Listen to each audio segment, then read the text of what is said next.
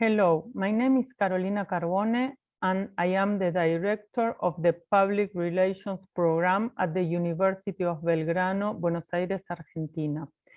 Today, we are going to talk about the importance of teaching public affairs in the training of future PR and communication professionals. On this occasion, I will interview Diego Campal.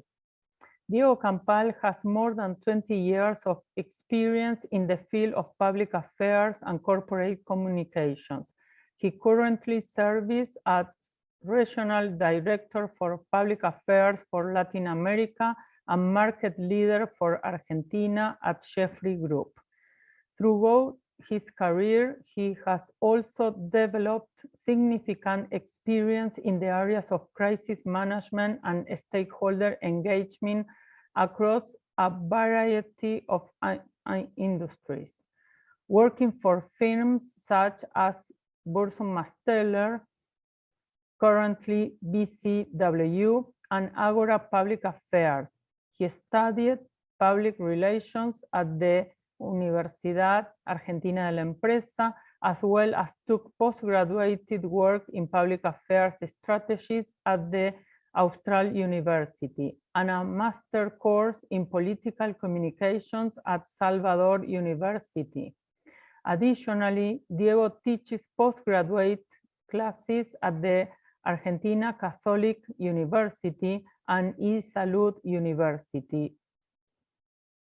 He is the current president of the Argentina Public Relations Council, where he previously served as chairman of the education community.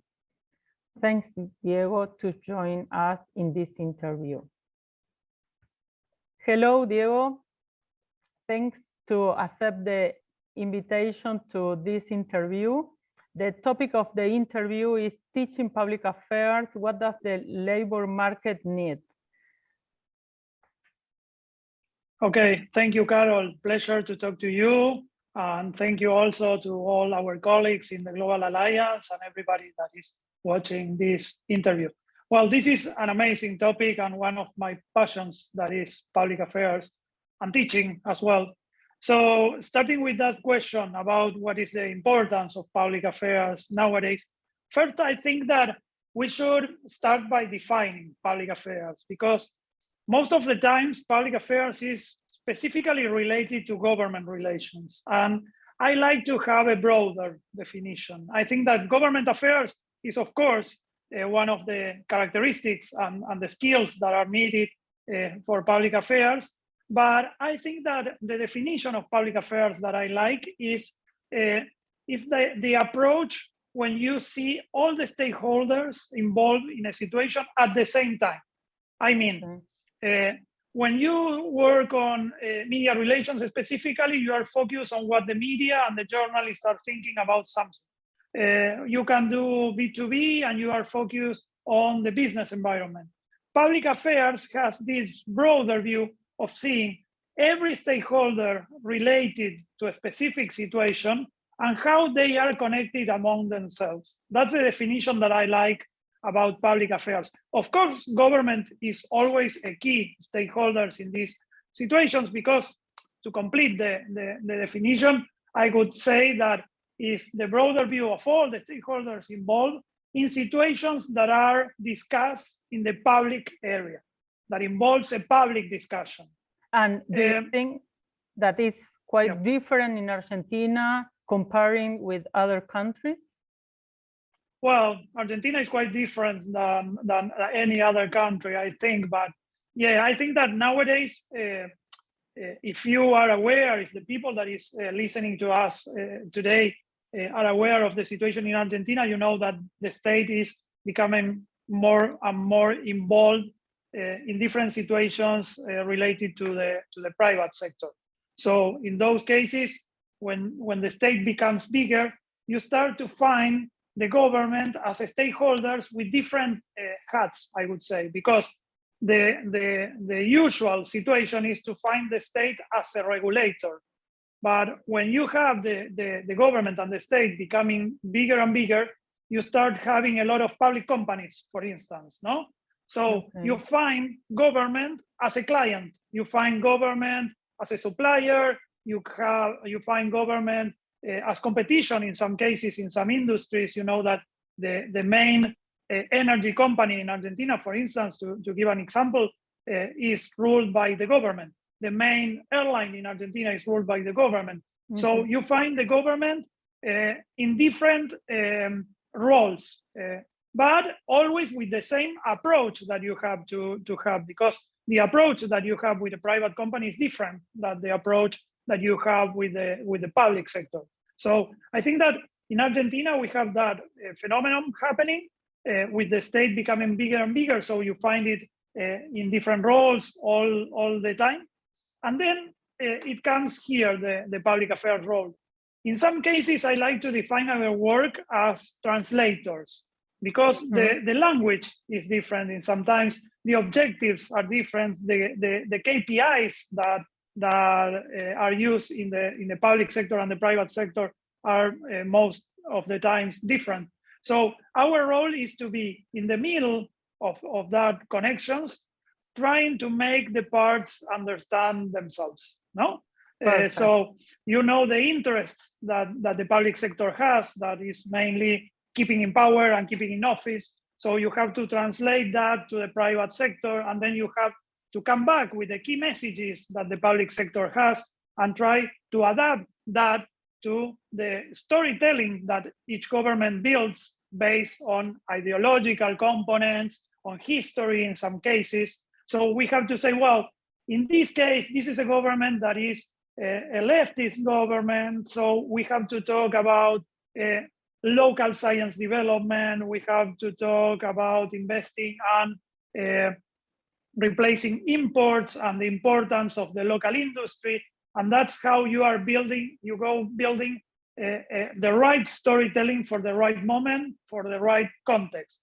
And I think that is our main focus nowadays. I like also to define our work as a combination of persuasion and negotiation. That's what we do all the time.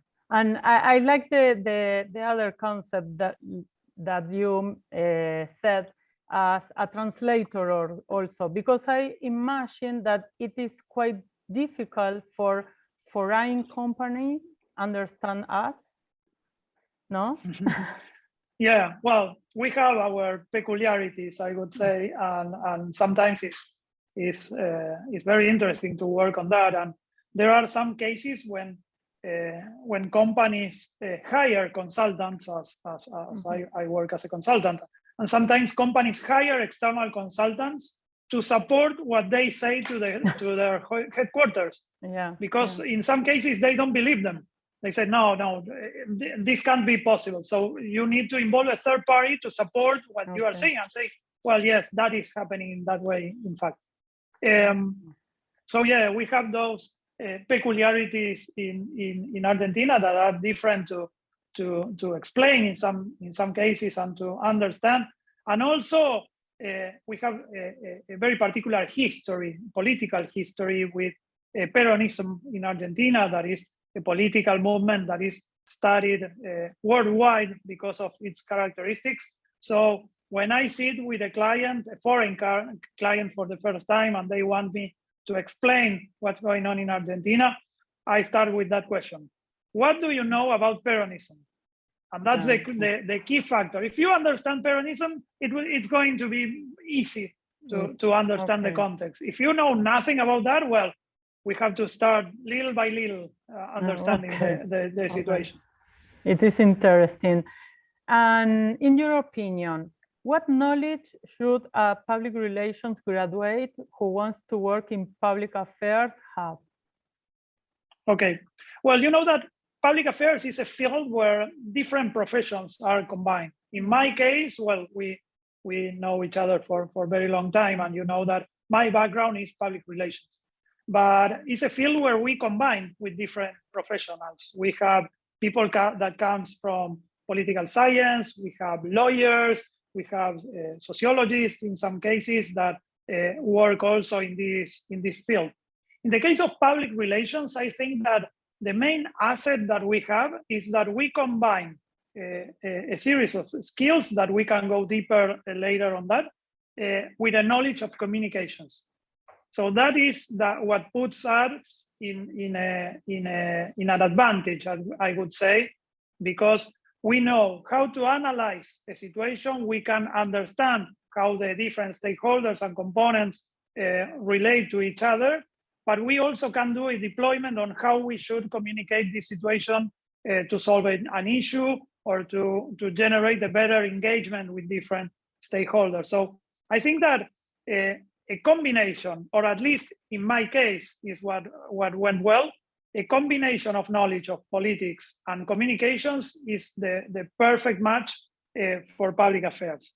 And talking about the skills in general, or what I would as an employer, no, because I hire people for public affairs all the time. Yeah. So what I see in people is first, and this applies for all PR disciplines, I think, that sense of curiosity. The people that wants to understand permanently how this works, why this happened, who is who. So that sense of curiosity that comes with the DNA of the people is one very, very specific thing that will make a strong professional. I agree with that. Huh? I agree. Yeah. Then I would say that having an interest in politics is key, and having the skill to better read what is going on in politics is very important to understand the context and then define a strategy according to that diagnosis. Then working for many, many years on this and having had a lot of people from different backgrounds in the team, I have noticed that people that has studied or has some kind of knowledge of history performs very, very well. Perfect. They can go deeper on the analysis of the processes that are involved in political context and can understand better the background why we are here. So I think that history is another component of a professional profile. Then we have to have some level of understanding on how to read surveys and polls to understand what's going on in society. You know that in the world in general, but in Argentina in particular, we have this fetish for the surveys. Everybody wants to see all the time the surveys, what is going on, and I think that beyond the survey itself, what is interesting to see is which are the insights beyond those numbers, which are the phenomena that you can observe when you analyze a survey, trends, where we are heading, analyzing also social indicators related to a specific public opinion situation. So I think that is something that will make a stronger professional if you have that capacity to understand the context based on numbers. And then, well, here is where we compete with the lawyers, I would say, because we have the skills of the communications, and the lawyers in general have more skills than us in having regulatory understanding and understanding institutional processes and understanding the administrative part of the public affairs strategy. This can't be happen because this is not allowed because of regulation A, B, or C. In some cases, a complete meeting changes when someone says, sorry, I have something to say. That cannot happen because law XX says that. You know? So having that understanding, at least very basic, I don't mean that we have to become lawyers, but at least very, very basic knowledge of administrative law, constitutional law, to understand which is the process. If you are going to become a lobbyist and you are going to go to Congress, the first thing that you have to understand is the legislative process.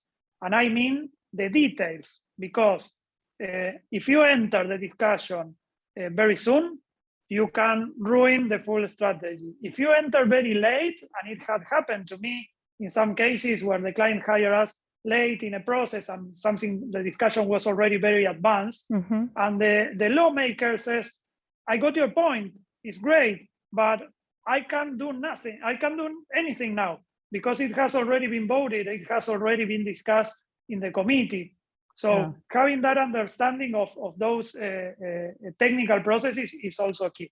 So wrapping up, I would say a combination of a deep understanding, historical, political, sociological, reading service, with some knowledge of communications to know how to persuade, how to involve different stakeholders.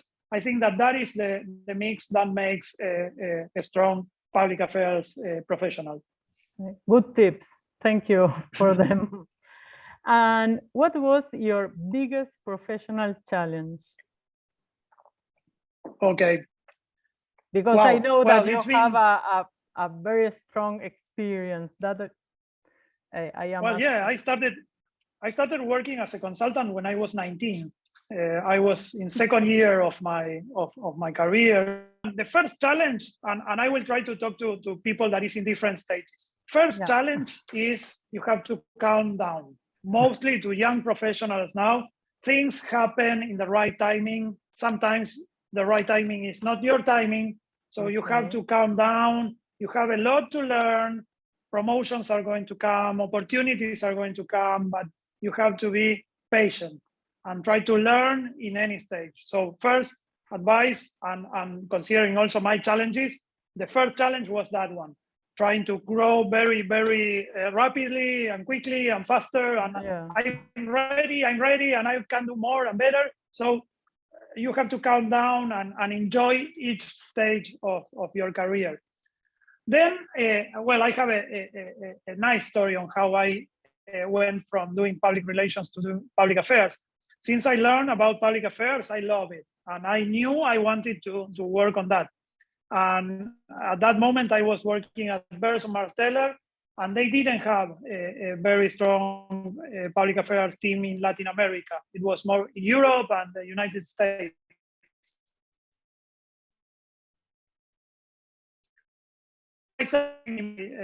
In my every year in my professional evaluation, and everybody was aware of that. But you have to wait until everything gets combined in the right way. And I was working. It was early in 2000. I was working for Walmart. It was one of my main clients, and we were doing just PR, like sending press releases and doing corporate social responsibility. And they started opening branches in different parts of the country. And I was sitting there with the client. We were discussing the proposal to do the opening. That was a very long process with different milestones that started when Walmart acquired a field and they announced the investment to a governor. And then the construction started. The call to cover the jobs was another milestone, very important. Business meetings with local vendors, and then it ended in the typical opening with the governor and everybody there. So I was sitting there in that meeting, and we were discussing the PR scope of work for the opening. And I was there and I said, well, who is going to do government affairs for the openings? And the client was there and he said, well, what would that be? Well, you have to request the meeting with the governor, and you have to do the mapping, and you have to understand the political context. And we haven't thought about that. Do you do that? Yeah, of course. I said, okay, add it to the proposal. And that was my first real public affairs project. So in that case, I think that the learning for the people that is listening to us today is that you can generate also your own opportunities. You can sit in your desk waiting things to happen, or you can push them to happen. So you have to be a combination of the first advice, to be calm and patient, combines with the second one, that is, you have to be very alert because the opportunities can come and you have to take them. I love that advice. I love that advice, to be alert, no? Yeah, always. And then a third advice that is more related to my current situation is, and challenge is, I joined JeffreyGroup back in 2016, and this was my first opportunity to lead an operation. So I was there for a long time. I was sitting in the director's table, and I was giving a lot of opinions and whatever, but I didn't make the decisions. So this was the first opportunity that I have, that I said to myself, well, I have been working for a long time for this, and now is my chance, and everything depends on me, and we have to make this work. So in that moment, you have to have all the skills for public affairs and technical knowledge and managing the clients, but also you have to lead a team with everything that is involved in that, in motivating people, in showing a career, the opportunities that they have, dealing with financial aspects that I have never dealt with. So I think that each stage of your career has different challenges. And it's important for you also to enjoy each of the stages. Each of the stages has very positive things, and you can learn all day, every day, from everybody, from your team, I know colleagues. Yes, I know that you are a very, very good leader with your teams. I have many opinions, many comments about people, about you, and I am very thankful for your time in this interview. And really, we are here at the Universidad de Belgrano. We have a course related to public affairs and political communications, in which we inspire our students to follow this fascinating field of our profession. And you are a very good example that you can lead a team, and you are an inspiration for other persons. That is why I am very grateful with you. Well, thank you. That's lovely. And that's the nicest thing I can hear, like knowing that there is people that work with me and goes there in the world saying that they enjoyed working here in this team is the greatest thing that you can hear as a leader. So thank you very much for that comment. No, thank you very much for your contributions to the education and training months organized by Global Alliance. Well, thank you, Carol, and thank you, the Global Alliance, and you can count on me anytime, you know. Thank you. Thank you.